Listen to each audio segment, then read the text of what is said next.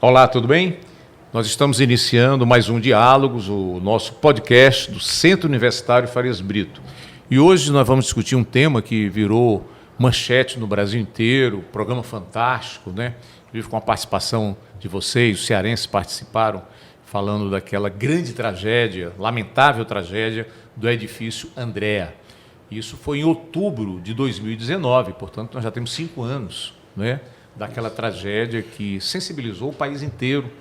Salvo engano, ali 9 pessoas morreram, 7 pessoas ficaram feridas, e é preciso que a gente aprenda com a história, né, e possa evitar que tragédias como aquela ocorram novamente. Por isso, nós convidamos 2 engenheiros, o Marcelo Diego, ele que é especialista em projeto de estruturas de concreto armado, sócio-diretor do escritório de projetos Norcalc Estrutural e vencedor do prêmio Talento de Engenharia Estrutural em 2021, promovido pela BES. Estamos também recebendo aqui o professor Eduardo Cabral, também engenheiro civil, professor da Universidade Federal do Ceará e que também contribuiu bastante com seu conhecimento para que a gente pudesse ter um bom diagnóstico do problema e ajudando, inclusive, a perícia forense do Estado do Ceará a fazer o seu laudo, o seu diagnóstico.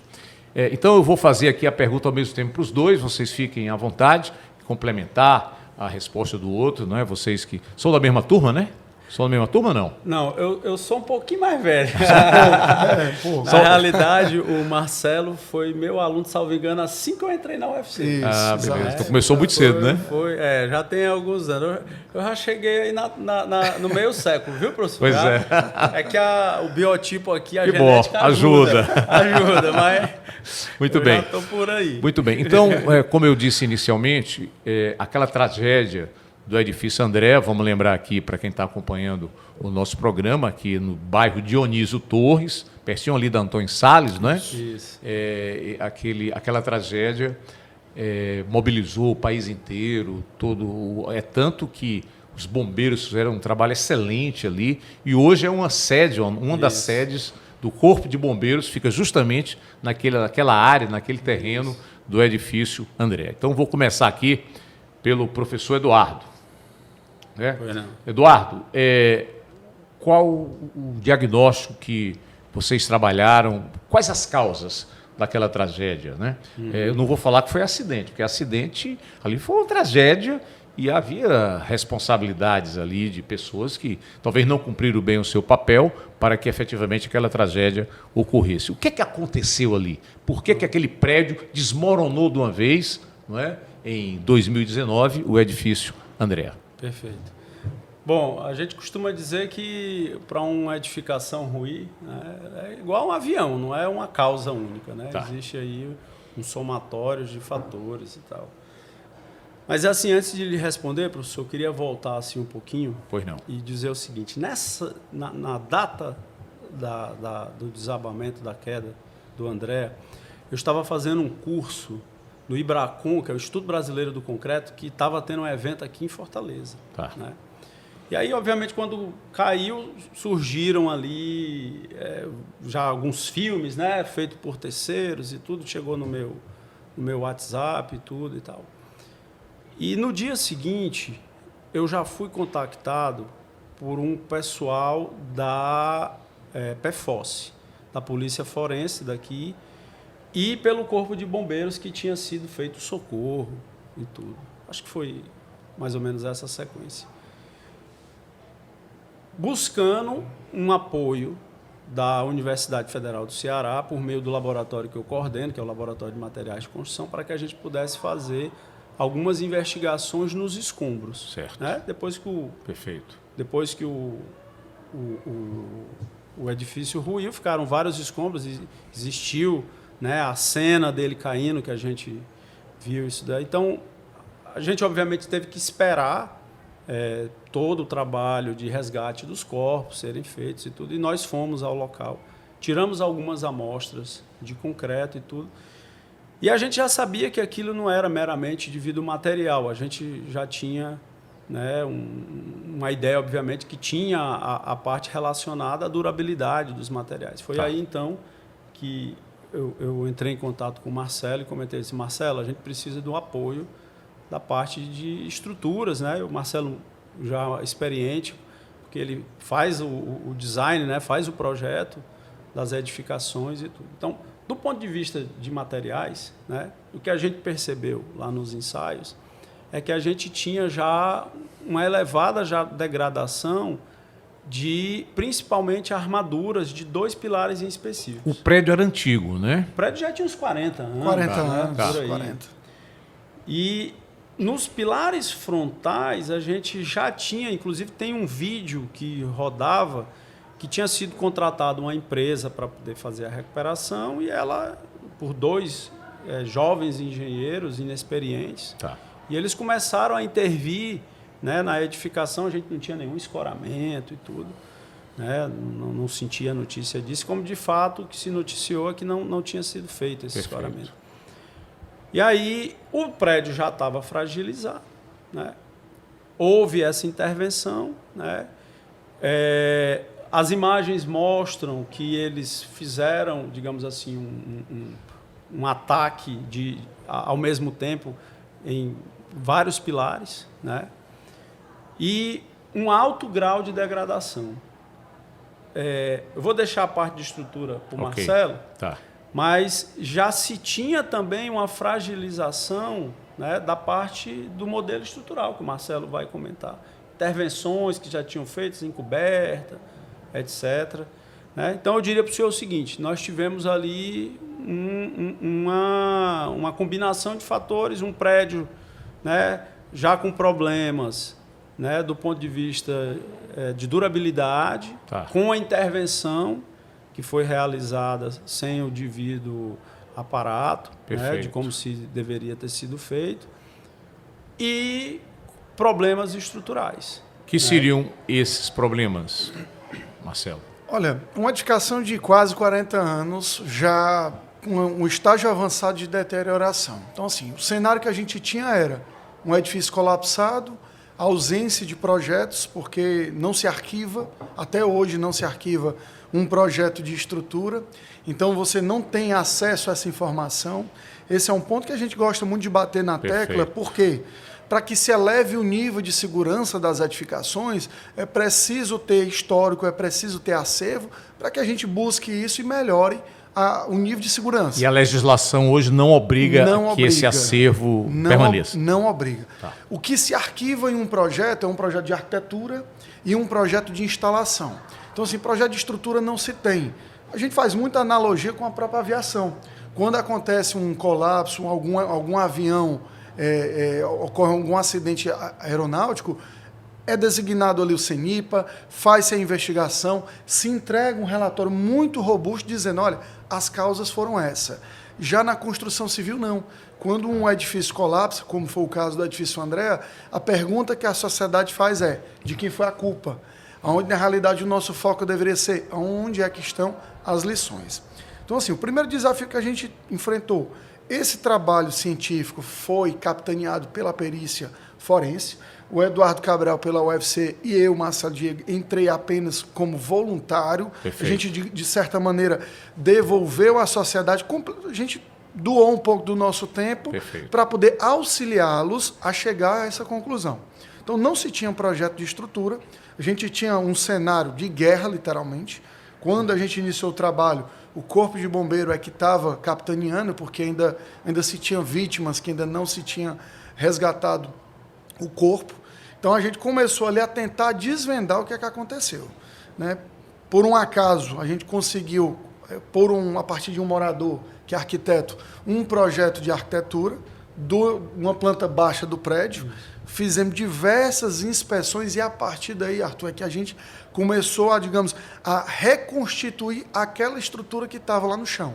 Então, a partir dos ensaios feitos pela universidade e a partir dessa simulação computacional e junto com a perícia forense, a gente começou a entender e chegamos a esse fato. Mas, já antecipando um pouco, a própria fragilização da estrutura, né? A fragilização que é o quê? A retirada de dimensão de pilar para tentar reforçá-la, essa fragilização desencadeou num colapso progressivo entre pilares. E foi, digamos assim, talvez o mecanismo que levou o prédio ao desabamento. Muito bem. Logo depois do acidente, começou esse debate das causas dos bombeiros. Fizeram um trabalho muito interessante, sim, muito importante. E importante eu lembro que a população também colaborou, várias entidades religiosas, entidades de pessoas, moradores próximos, levavam inclusive alimentos, levavam roupas, ajudando as pessoas, ajudando os bombeiros, inclusive. Foi realmente assim, um grande momento de solidariedade, sim, no município de Fortaleza, né? No entanto, você colocou muito bem, o mais importante, é claro que as pessoas que têm responsabilidade, as pessoas que têm culpa daquela situação, têm que ser punidas, até porque, para que isso não ocorra mais, para que os profissionais sempre se preocupem muito antes de fazer projetos de estrutura, projeto arquitetônico. As pessoas têm, inclusive os responsáveis, porque a gente que mora em condomínio, eu moro em condomínio, hoje boa parte da população de Fortaleza, às vezes o sujeito quer fazer uma reforma no apartamento, fica chateado porque o síndico quer ver qual é o projeto, o que é que vai ser feito, né? E isso tem que ser feito para evitar que ocorra tragédia semelhante, né? Mas assim, a grande procura era assim, quem eram os responsáveis? Efetivamente, o que aconteceu? Isso que eu queria aprofundar com vocês. Pelo que vocês estudaram, né, com a polícia forense, que hoje também tem profissionais muito capazes, sim, concursados, né, pessoas que são escolhidas por critério técnico, né, para ser profissionais da perícia. Qual é o encadeamento de questões que vocês conseguiram perceber? Na verdade, são vários elos na corrente que se juntaram para levar o prédio ao colapso, né? Um plano de manutenção adequado, uma falta de manutenção, uma edificação que passou ali 40 anos e, digamos, foi sim negligenciado a própria devida correção. Sim. Né? E não é qualquer tipo de correção que tem que se fazer na estrutura, tem que ser com empresas especializadas. Perfeito. Temos hoje aí uma norma de inspeção predial, que é uma lei municipal. Que é obrigatória, tem que ser 5 anos o prédio, a depender da idade. A partir de 5 anos. E a depender da idade da edificação, essa periodicidade vai diminuindo. Ou seja, edificações com maior idade, essa inspeção tem que ser feita no intervalo menor. Isso é uma lei municipal, né? Uma lei municipal. Perfeito. Então, esse é um primeiro ponto. Perfeito. Né? Uma falta, isso para o edifício André, uma falta de manutenção. Houve, durante a vida útil aí desses 40 anos, foi se construído digamos assim, um complemento na edificação exatamente no trecho onde os pilares estavam fragilizados. Tá. Então, você fazer o peso aumentou, né? Então, você fazer uma reforma na edificação posterior. Você até falou sobre esse ponto. Existe que os síndicos exigem que sejam cobrados projetos para o que você está fazendo na sua unidade privativa. Depois de um prédio que colapsou alguns anos atrás, lá no Rio de Janeiro, criou-se uma lei federal, uma norma federal que trata exatamente sobre reformas de edificações. Então, veja, a gente tem que pegar aprendizados como esses e trazer para o atual. Perfeito. Um terceiro ponto, que também é o seguinte, as normas antigamente não se tinha esse rigor e não se tinha essa exigência porque não tinha conhecimento sobre durabilidade das edificações. Perfeito. Atualmente, hoje existe uma norma chamada norma de desempenho que leva o nível de durabilidade das edificações e então hoje você entrega um edifício com uma durabilidade bem maior. E um outro fator foi a intervenção estrutural inadequada. Né? De fato, foi um fator, digamos assim, crucial para que o edifício colapsasse, foi essa intervenção estrutural inadequada. Como assim inadequada? Sem um plano de escoramento, sem ser feito, por exemplo, se você vai fazer uma intervenção em um pilar, você não faz no pilar adjacente. Então, essa falta desse planejamento de ser feita a intervenção estrutural, isso talvez foi um mecanismo fatal. Pronto, eu queria pegar um pouco, até para a gente tratar muito aqui da questão da prevenção, né, como que a sociedade tem que se prevenir, se preparar para que isso não ocorra mais. Um síndico ou um morador de qualquer prédio, o que é que ele tem que observar, né, no seu prédio para detectar que ali tem um problema, que tipo de problema ele pode detectar, vislumbrar, ver, e aquilo para ele convocar, chamar ou contratar uma empresa ou um engenheiro para trabalhar isso? Que tipo de deterioração ele pode perceber, por exemplo? Veja só, Arthur, hoje, qualquer edificação, né? Vamos falar dos prédios, né? Que chamam mais atenção. Quando eles são entregues, precisa o construtor entregar 2 produtos para os condôminos. Tá? O primeiro é o manual do proprietário, que diz respeito à parte interna, onde ele diz lá onde tem cabeamentos, onde ele pode furar, onde passa energia, onde tem a estrutura, etc. E o manual das áreas comuns, que a gente chama que é manual do síndico. Tá? Esses manuais, eles conversam muito com as normas que hoje, como bem o Marcelo colocou, elas já estão... já se tem mais conhecimento no mercado. O Andréa é de 40 anos atrás. Há 40 anos atrás, ninguém pensava em durabilidade. A norma de 40 anos atrás, que foi feito o projeto, era a antiga NB1. Os conceitos de durabilidade, eles só vieram a ser incorporados nas normas de cálculo a partir de 2003. Exato. Da NBR 6118 de 2003. Foi quando se... Explica aí para os nossos acompanhantes o que é NBR aí para... NBR é a norma brasileira, é uma norma que é publicada pela ABNT, que é a Associação Brasileira de Norma Técnica. Então, praticamente tudo que você vai fazer no ramo da engenharia, não só engenharia, mas das demais atividades de serviço, onde você vai entregar um produto, alguma coisa assim, você precisa seguir normas. Essas normas são publicadas por uma associação brasileira, que é a ABNT. Então, no caso da estrutura, existe uma norma que governa como que você tem que fazer o cálculo. É a norma que o Diego ele segue quando ele vai fazer os projetos dele. Uma das, né? Isso. Que é a 6118. Essa norma ela vem passando por mudança ao longo dos anos. E a parte do conceito de durabilidade, ela entrou só em 2003. Então, 2013. 2003. 2003. 21 anos, né? Isso. Ou seja, o André é de antes disso. Então, não se tinha esses conceitos até então. Então, assim, se receber um prédio, eu tenho esses manuais. E o interessante é que esse manual ele vem com um plano de manutenção. Porque, Bruno, o prédio é igual a gente precisa ter a manutenção. Sim. A gente precisa ir no médico, fazer o check-up, né? O check-up e tal, né? O prédio também, ele precisa olhar o selante, fazer pintura, né? Ver se as pingadeiras estão ok, se a parte de esgotamento de água pluvial está ok, porque se esses sistemas que são interligados falharem, a água, por exemplo, ela pode entrar na estrutura e aí gerar um problema de corrosão, que aí sim fragiliza a parte estrutural. Então, a primeira coisa é olhar esses manuais. Né? Então, o morador, o que o manual está dizendo para ser feito, o síndico está seguindo, né? É uma coisa que precisa ser verificada. Mas existem alguns aspectos que ele pode observar. Por exemplo, fissuras. Né? A gente é até aceitável em estrutura algumas fissuras a depender da sua espessura, em função da sua classe de agressividade. Mas se o morador observar que aquela fissura está maior, vou colocar aqui, do que 0,5, 1 milímetro, que é um valor que a gente já poderia... Expressivo, né? Já expressivo, aí ele disse, opa, peraí, existe fissura, essa fissura está aumentando, né? Então, a gente sempre recomenda o seguinte: trate com profissionais e trate com empresas geridas por profissionais.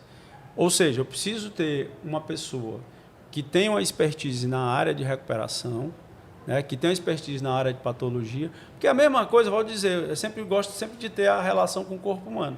Se você está sentindo dor no coração, você não vai no médico de pele.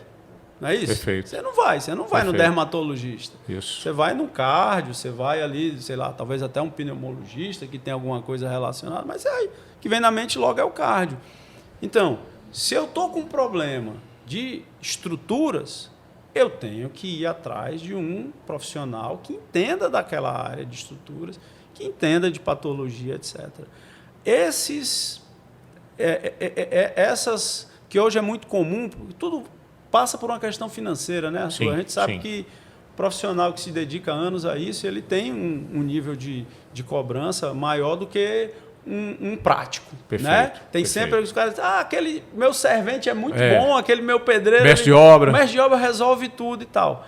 Mas aí ele não usa a técnica adequada, ele não usa os materiais adequados. E isso, em prédios que já se tem essa fragilização, como o Marcelo colocou, pode ter problema. Então, a recomendação é ir observar aonde tem algo que chame a atenção, né, de uma edificação, de que é o anormal, né, manchas, fissuras, desplacamentos. Pô, caiu aqui uma cerâmica, pô, tem alguma coisa, não é para cair. Tá. Né?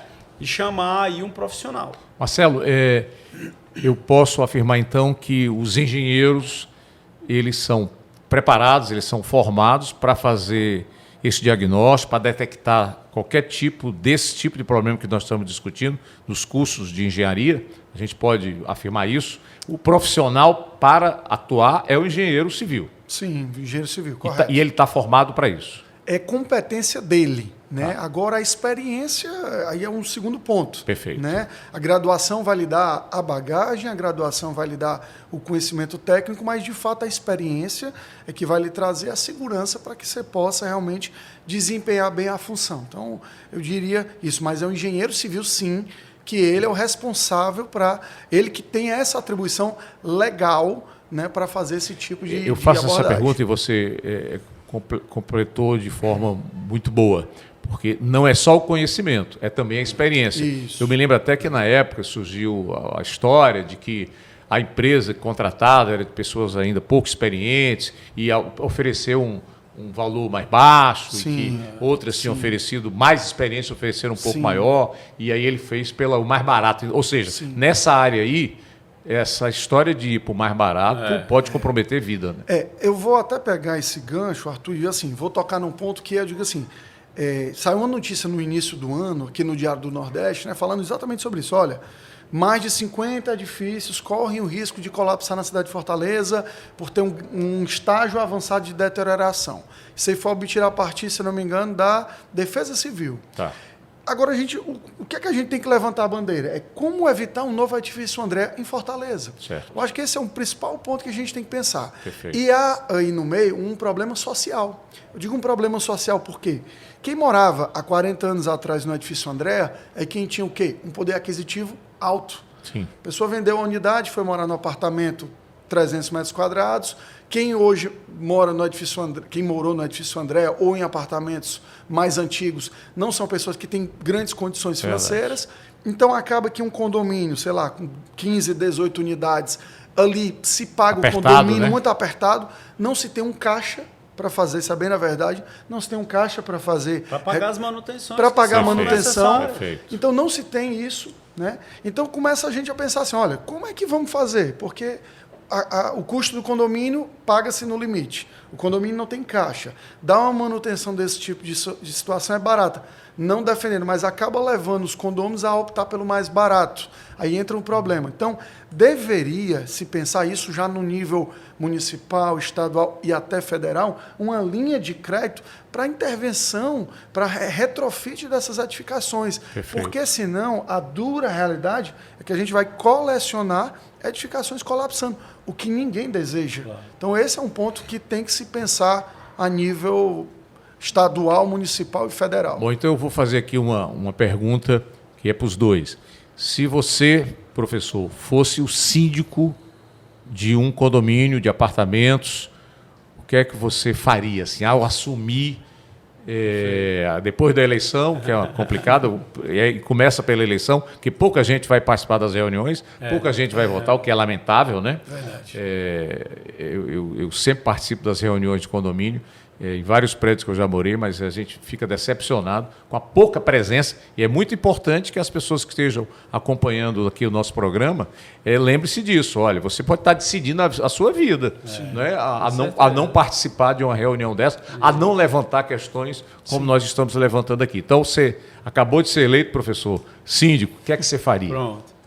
Bom, é muito importante essa sua pergunta, porque é o seguinte, veja só, o síndico, ele tem um compromisso, ele tem uma responsabilidade civil e criminal também pelas atitudes que ele ali toma, porque ele é o capitão do barco. Tá. Que está indo. Responsável legal, o né? responsável legal. Pelo ele é o responsável legal, né?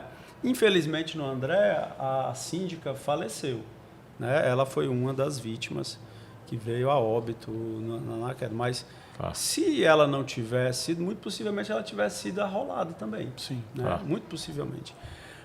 Porque é a pessoa que responde pelo condomínio, pelas contratações, etc. Né? Então, assim, o que eu faria? Eu contrataria os melhores profissionais do ramo, porque é o normal. Eu não entendo sobre... Vamos supor que, por acaso, eu sou engenheiro, então, para mim, eu poderia até me desempenhar bem, como eu já fui síndico do meu prédio. Mas se eu sou eleito para uma coisa que eu não tenho muito... O que eu preciso? Dos melhores assessores. Sim. Né? Então, eu iria contratar empresas... aí vem de tudo. O que geralmente nos condomínios se faz é isso. Por exemplo, empresa de manutenção de gerador, empresa de manutenção de elevador, empresa de manutenção de jardinagem, né?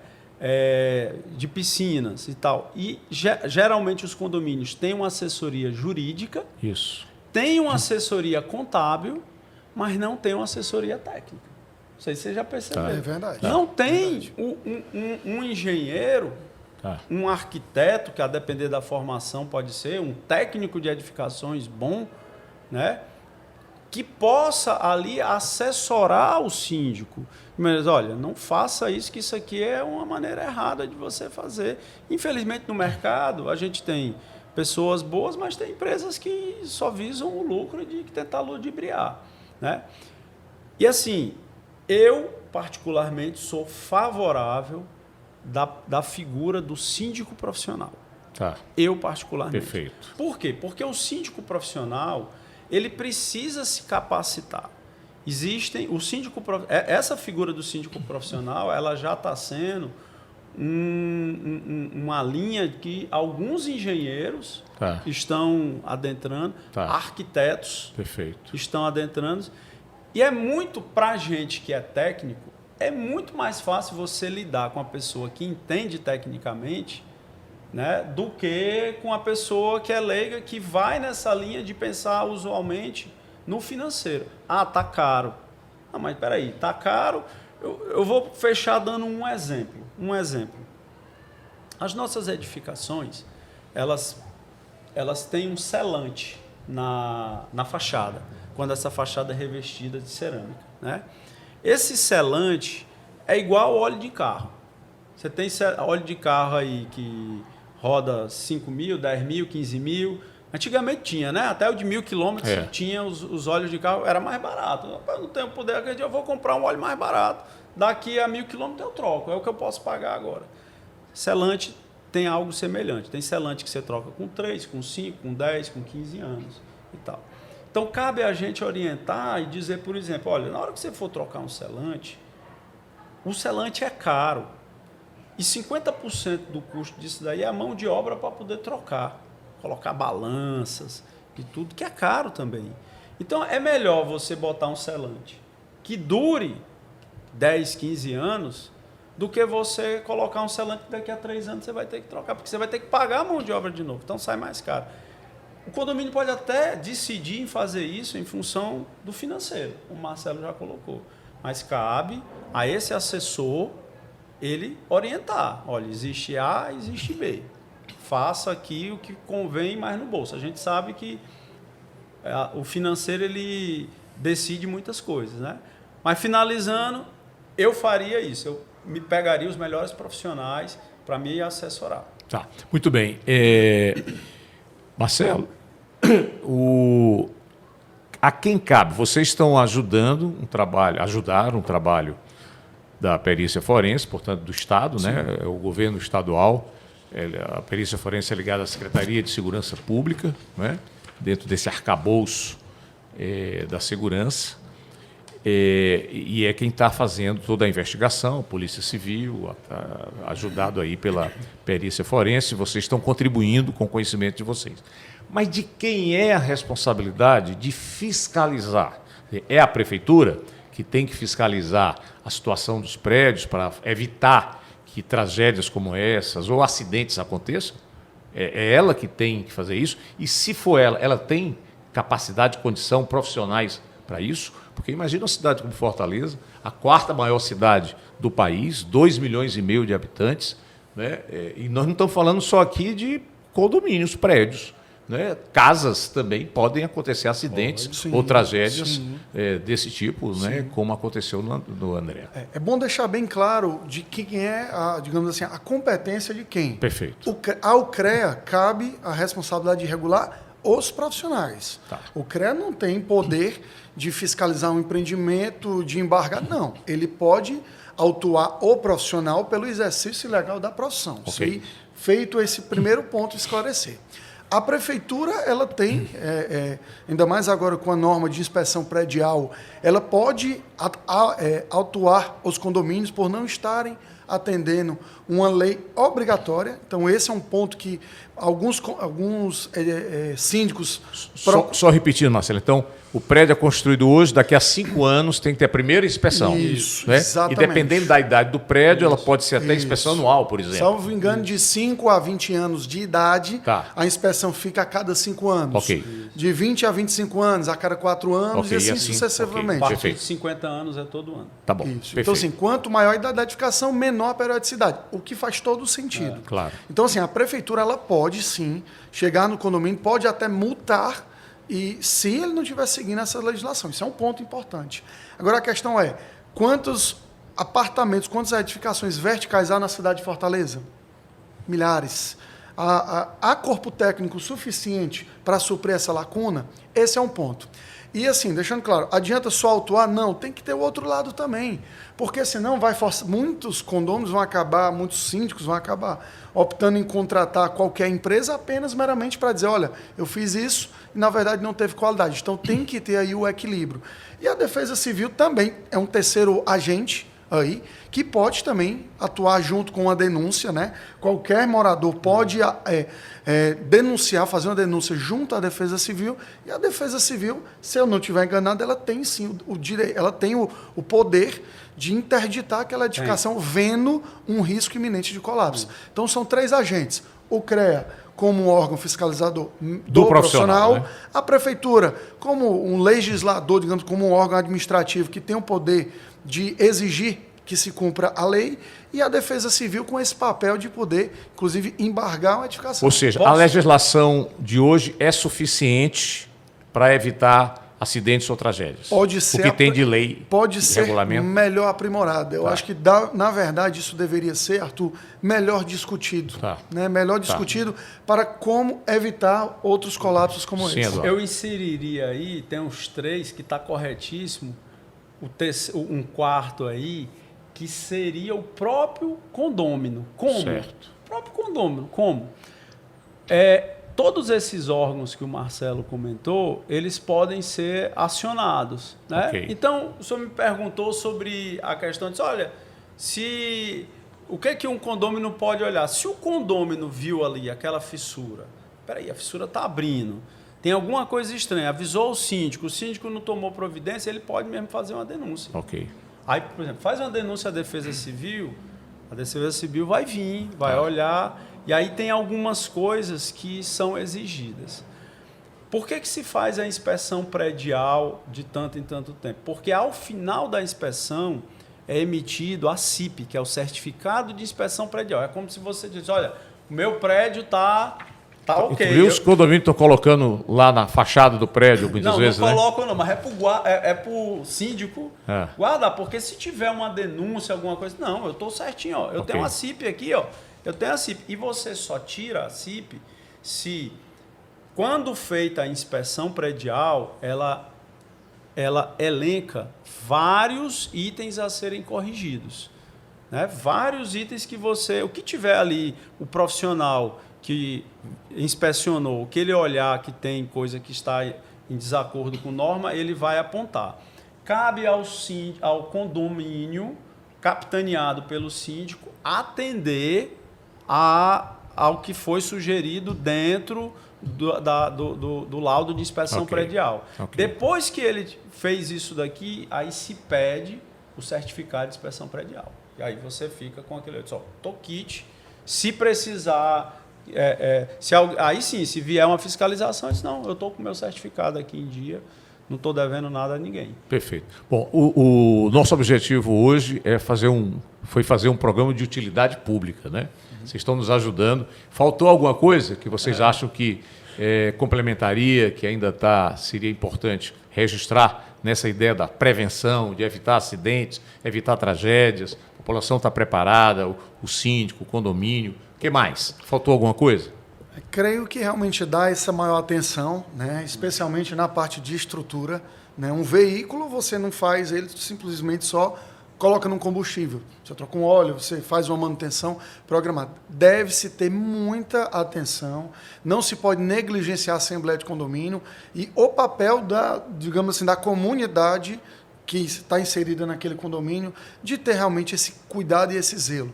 Né? Para que uma edificação dure 50, 60 anos, ela precisa, para ela atingir essa idade, ela precisa ser seguida de um plano de manutenção preventivo e corretivo. Eu acho que essa conjunção é que vai conseguir fazer com que a edificação atinja essa vida útil, a qual ela foi projetada. Bom, muito bem. Eu queria agradecer aqui ao Eduardo, ao Marcelo. Eu acho que foi muito produtiva aqui a nossa conversa e eu espero que também vocês tenham gostado. Na próxima semana, o Diálogos voltará com outros assuntos de importância para o Ceará e para o Brasil. Boa semana para vocês. Um abraço.